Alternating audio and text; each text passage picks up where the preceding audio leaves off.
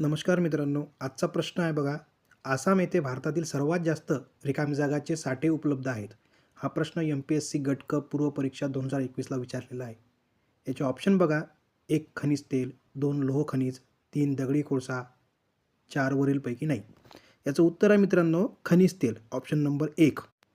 आता या प्रश्नाचं स्पष्टीकरण बघू. भारतात इसवी सन 1867 मध्ये मुळुंग, आसाम राज्य या भागात खनिज तेल क्षेत्र आढळले.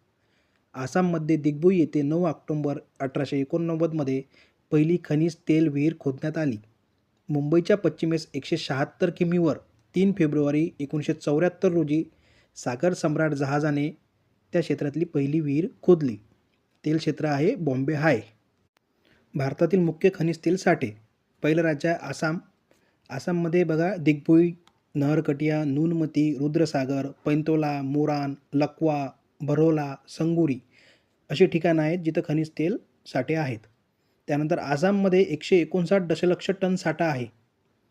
त्यानंतर बघा महाराष्ट्र राज्य आहे. महाराष्ट्रामध्ये 2च ठिकाणं महत्त्वाची आहेत, बॉम्बे हाय आणि वसई हाय. त्याचबरोबर भारतात गुजरात, तामिळनाडू, अरुणाचल प्रदेश, राजस्थान, त्रिपुरा या राज्यात पण खनिज तेलाचे साठे आहेत. अशीच नवनवीन माहिती मिळवण्यासाठी लाईक आणि सबस्क्राईब करायला विसरू नका. धन्यवाद.